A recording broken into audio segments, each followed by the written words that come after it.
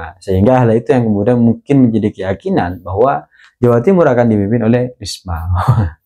Tapi gak apa, tidak apa-apa. Ini kan hanyalah suatu proses keyakinan-keyakinan saja. Tapi kalau untuk kemudian dilihat bagaimana cara, satu-satunya cara mengalahkan Hovifah, ya Hovifah harus tertangkap dulu sama KPK tentang korupsi dana hibah. Sedangkan anggaran dana hibah ini ditekan oleh Pemprov Jatim. Pemprov Jatim yaitu Ibunda Hovifah.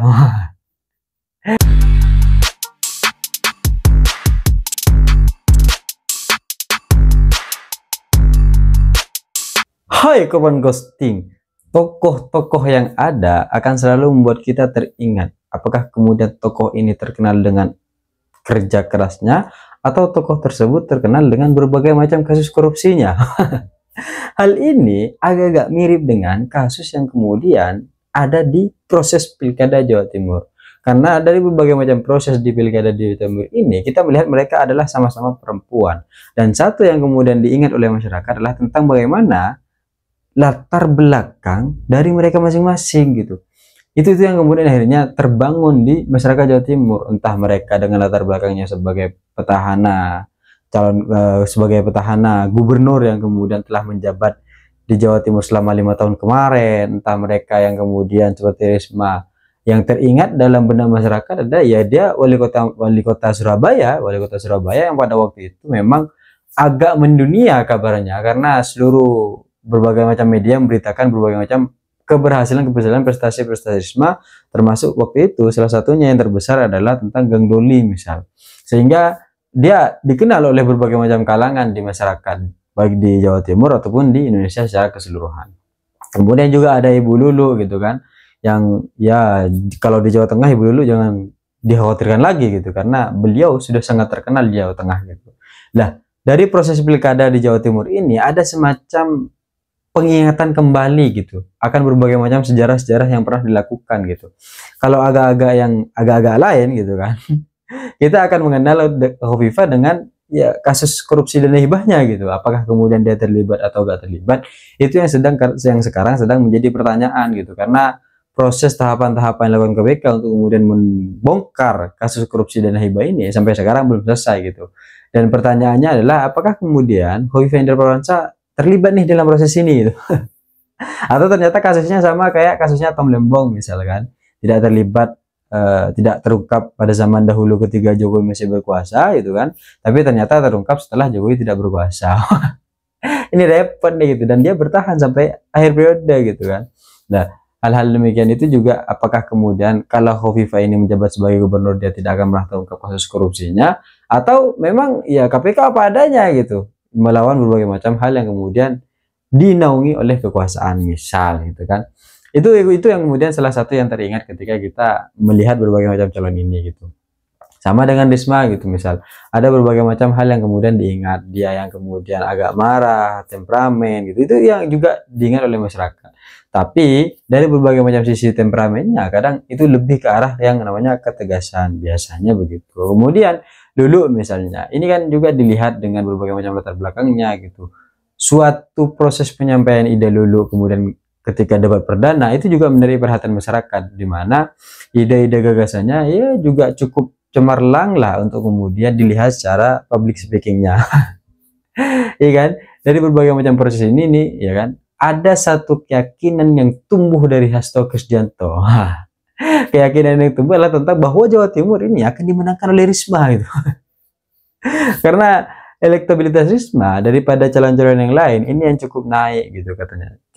Elektabilitas yang kemudian selama ini dilihatnya secara tren ini selalu naik gitu, gak turun-turun gitu. Sedangkan Hovifah ya ada naik ada turunnya gitu. Meskipun sejauh ini posisi Hovifah itu paling atas itu sudah gak bisa diganggu-gugat gitu. Posisi Hovifah itu sudah paling teratas gitu. Elektabilitasnya selalu teratas di seluruh survei manapun di Jawa Timur gitu. Gak bisa gitu. Karena pendukung Hovifah ini solid sekali gitu. Ada berbagai macam pendukung, kalangan-kalangan, elemen-elemen masyarakat yang kemudian mendukung Hovifah ini memang solid gitu. Karena selama Hovifah menjabat, di mereka semua terawat. Terawat. Jadi bukan masyarakat Jawa Timur yang terawat, tapi elemen-elemen pendukungnya. Enggak lah, ini hanyalah kemungkinan-kemungkinan, tapi memang pendukung Hovifah ini sangat solid sekali, sehingga untuk kemudian menggoyahkan berbagai macam pendukung-pendukung beliau berubah pada tujuan, berubah memilih pemimpinnya siapa, itu cukup sulit. Memang kalau dilihat secara tren elektabilitas ya memang sama-sama naik, Hovifah juga naik, Risma juga naik, dulu juga naik gitu. Pasca debat perdana, Hovifah juga naik, Risma juga naik, dulu juga naik semua gitu. Meskipun memang secara elektabilitas kemudian persentase ya tidak cukup jauh berbeda lah antara Hovifah dan Ibu Risma. Sehingga hal itu yang kemudian mungkin menjadi keyakinan bahwa Jawa Timur akan dipimpin oleh Risma. Tapi gak apa, tidak apa-apa. Ini kan hanyalah suatu proses keyakinan saja.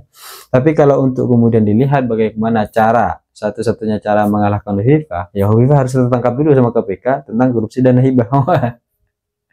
Tapi ini cukup sulit karena ini sudah berkali-kali ya, sudah berulang-ulang kali gitu kan. Kalau kata lagu itu kan berulang-ulang kali, sudah berulang-ulang kali nih gitu.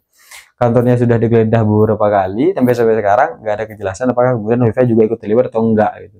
Sedangkan anggaran dana hibah ini ditekan oleh Pemprov Jatim, yaitu Ibunda Hovifah. Tapi kan kemudian akhirnya pemimpin bisa lolos dari berbagai dugaan kasus korupsi tersebut karena ya yang korupsi yang di bawah saya ikut ikutan, meskipun saya tahu misalnya itu yang kemudian akhirnya menjadi persoalan. Dan dari berbagai macam kasus peristiwa ini, kita harusnya bisa melihat apa yang kemudian akhirnya menjadi tujuan dari berbagai macam hal. Latar belakang yang sudah dimiliki, bagaimana kemudian sikap-sikap ketegasannya sebagai pemimpin, harusnya masyarakat bisa lebih menilai. Apakah kemudian Hovifah akan terus melanjutkan tanpa prestasi yang menggiurkan bagi masyarakat Jawa Timur, atau ternyata masyarakat akan berubah arah dukungannya karena kita sudah capek dengan hal-hal yang kemudian nggak maju-maju gitu.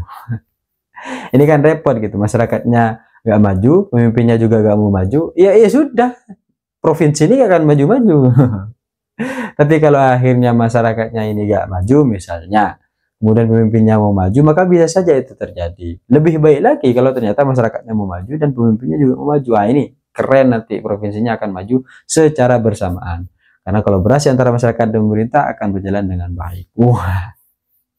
Tapi apapun itu, pesannya hanyalah semoga seluruh potensi-potensi yang kemudian ada di wilayah Jawa Timur itu dapat dibangun dengan baik, karena kita punya alam, kita punya sumber daya alam, kemudian kita punya potensi wisata, kita juga punya potensi wisata religi, kita punya banyak potensi yang kemudian harus mulai tumbuh, harus mulai hadir, dan harus mulai terang, sehingga orang-orang bisa melihat bahwa Jawa Timur jauh lebih baik daripada provinsi-provinsi yang lain.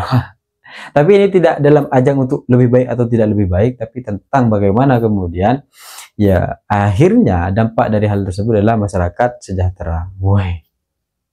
Jadi apapun itu, saya kira itu ya cita-cita saya ingin seperti Gibran, tapi saya sadar diri dan sadar posisi. See you, korban ghosting.